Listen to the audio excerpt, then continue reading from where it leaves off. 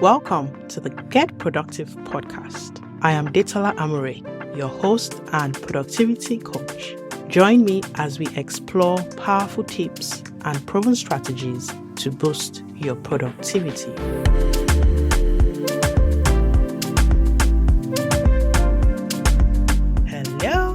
Hello. Welcome back to Get Productive with Detola, your one-stop shop for practical productivity wisdom. On this podcast, we show you how to embrace the flourishing, productive life you deserve. I am your host, Detola Amore, productivity and leadership coach. This is episode 4, where we get to talk about mastering your to-do list and making it work for you. But before we dive into today's episode, I wanted to say a very big thank you for all the support I have received so far. I am so excited about this journey we are on together. I have received numerous feedback, and I wanted to share one particular one today. And this listener said, "Thank you for the new podcast. Loving it. My only upset is it's fortnightly. Would love it more frequently, but appreciate the work that goes into it. Well done." Aww, I really appreciate this feedback, and I'm thrilled again to be on this productivity journey with you all, my listeners. While I would love to release an episode every week, my current schedule only permits me to release one every 2 weeks. My goal is to maintain consistency with these episodes, delivering valuable content at a pace that is sustainable for me. If this is your first time listening to the Get Productive with Detola podcast, welcome. I am so glad you stopped by. If this is your fourth time joining me, I appreciate your continuous support. In today's episode, like I mentioned earlier, we will be discussing to-do lists. You likely already use one, but in today's episode, I want to share strategies to make your to-do list work more effectively for you. The goal is to ensure that you are actually completing the tasks on your list and not perpetually carrying them over from day to day, week to week, or month to month, or even year to year. Creating a to-do list is a simple yet powerful strategy for maintaining organization, productivity, and mental well-being, both at work and at home. When we constantly contemplate the numerous tasks we must complete, they often appear more complex than they are, leading to unnecessary stress. I'm sure you would agree with me. Additionally, the risk of forgetting tasks and missing deadlines increases, resulting in a sense of overwhelm due to the accumulating workload. Using a to-do list is a great way to keep track of your tasks, your activities, to stay on top of things, and to look like a pro. So we're going to be exploring the advantages of using a to-do list today, and I will also be providing some guidance on how to create an effective one. A well-crafted to-do list offers various benefits, including putting important things first. And again, this is the same as prioritizing your tasks. And this is all about remembering the things you need to do and doing the most important ones first. A to-do list ensures that the things that really matter get done first. Another benefit of a well-crafted to-do list is you get to maximize your time. Remember, we don't manage time. Instead, we maximize time. I speak more on this in the last episode 3, so please listen to this if you haven't yet. By using a to-do list, you can avoid spending time on trivial tasks and instead focus on high-priority activities, maximizing your productivity. Another benefit of a to-do list is enhanced productivity. Your to-do list can empower you to stay organized and focused. Another benefit is when you keep track of your tasks and responsibilities in one place, it can help reduce stress and anxiety by providing a sense of control over your workload. And lastly, a to-do list can serve as a central hub for managing your tasks, your deadlines, and appointments, helping you stay organized and on top of your game. Now, before you create your to-do list, and I want to focus on a weekly to-do list to make things simpler, consider creating a master to-do list for the month.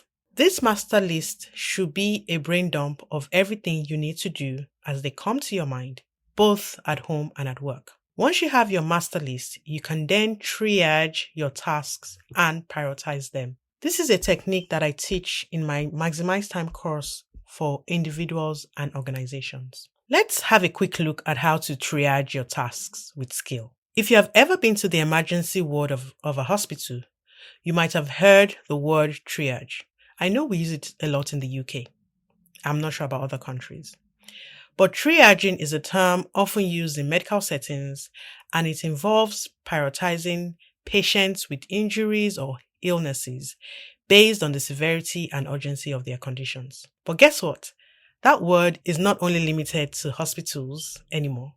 Some corporate organizations use it as a process of sorting, sifting, and selecting what to work on. I remember also in my role as a business analyst many years ago, we would triage business requirements to help us determine what changes we needed to do first and when.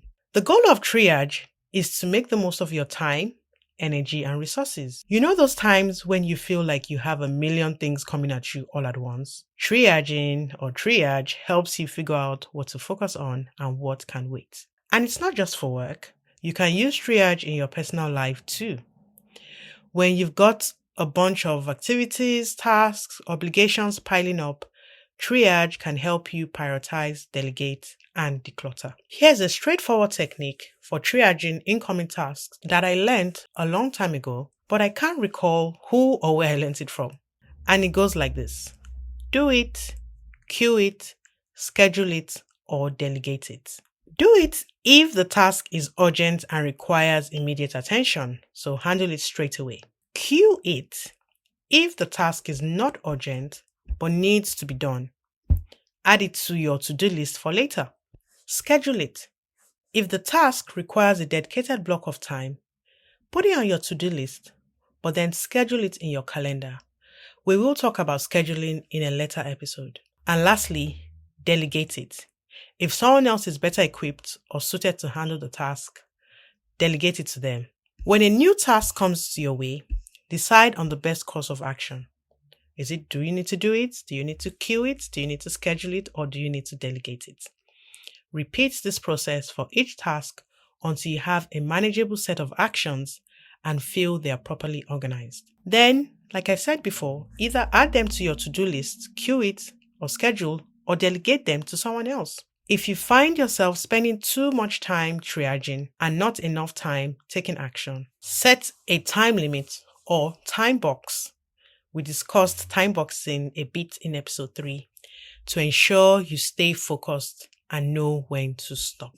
Okay, now that we have learned how to triage our tasks, let's go back to creating an effective weekly to-do list. And there are 4 things that come to mind when it comes to creating a to-do list. Start with doing it the old school way by grabbing a pen and a notepad. That is the classic to-do list method. Timing is everything. I personally will recommend to do your list making at night, right before going to bed, if that works for you. Some people prefer to do it the following morning. But once you do it the night before, you'll remember what you need to work on the next day and feel organized and prepared to start your work day. Jot down all your tasks on a piece of paper or maybe in a notepad.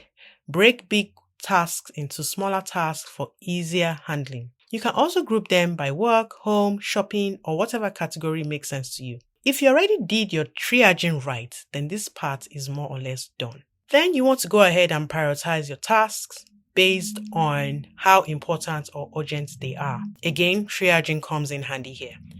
And then you want to integrate into your planner. After setting your priorities, transfer your task list into your planner. Or maybe use your planner for all you need to do from the onset. Place the most crucial task at the top and allocate several time slots for each. Remember time boxing from episode 3? I developed the Living Purposefully planner to assist me in managing my to-do list. and effectively time blocking my tasks. I will put the link to where you can get this planner if you would like to get it in the show notes. Now, do you remember the eat that frog technique I shared in the last episode? When it comes to tackling your to-do list, you can decide you want to start with the hardest tasks first to get them out of the way. Obviously, do what works best for you. There is no one-size-fits-all approach here. It is one thing to create a to-do list. It is another thing to actually do what is on your list. There is no point writing a to-do list if you're not going to use it. In the upcoming episode, I'm going to show you how to make your to-do list work for you by scheduling your calendar effectively. So stay tuned.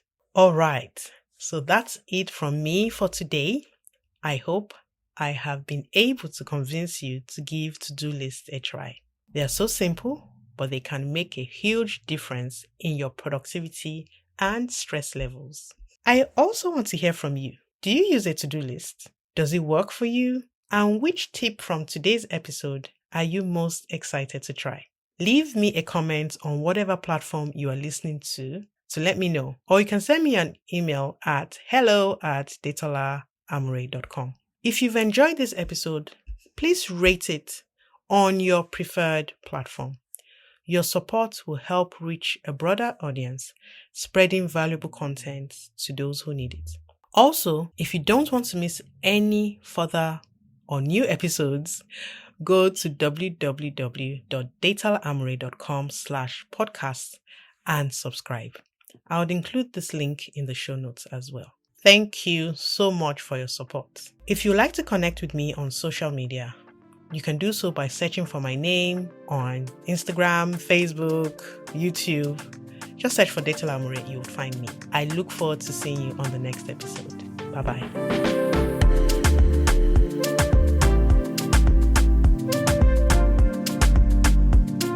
Thank you for joining me on this episode of the Get Productive podcast. Till next time, stay blessed.